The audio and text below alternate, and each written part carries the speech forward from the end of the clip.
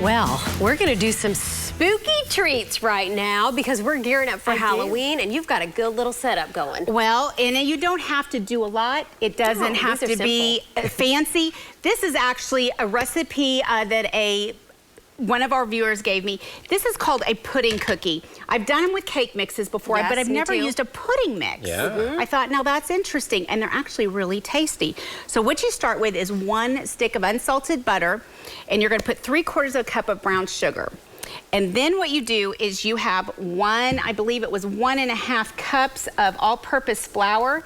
In here is I've got a little bit of baking soda and a little bit of salt.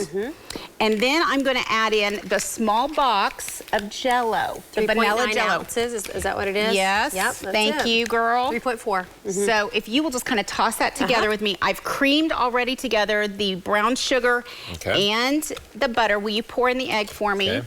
Are you supposed to? Okay, Go ahead. Yeah, put it in. Okay, we're tossed. We're gonna put all this in. Now, it calls for vanilla in the recipe, and I'll be honest. Yeah, go ahead, girl. I'll be honest, the vanilla pudding, I think, is plenty of vanilla. Okay. Because, I mean, how much more vanilla do you really need? I'm with you. It's already flavored. It's already flavored. Yeah, skip that. You know, good old Jell-O did it for us. So what you're gonna do is you're gonna just continue to mix this together. But what you need to do is you need to chill this for about 30 minutes. By chilling it, you're allowing actually the pudding mix to kind of meld into it and melt into it. And then you're gonna bring it out. But let me give you some tips.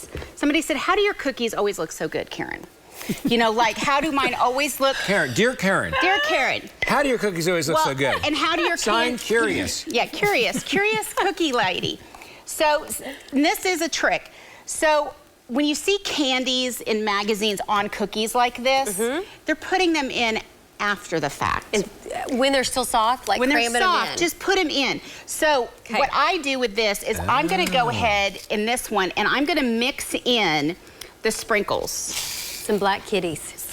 All kinds of fun things. And then I'm gonna put about half of my M&Ms because the rest of the M&Ms I'm gonna poke in. Okay. Yeah. Now, that makes sense. If you're adding candies, like for example, in this one are little bitty spiders. Oh, they're spiders. Yeah. There's spiders in there. Now those spiders may melt if they're on the edge of the cookie. So have some extra little candies, which right here, I've got some purple spiders, some black spiders, I've got some little white ghosts and some little eyeballs. You can poke those all into the cookies on the outside when they're warm, and then they really look like the things you see on Pinterest. But I can promise you that M&Ms burst when they're baking. It's just like a chocolate chip. It's not a bad thing.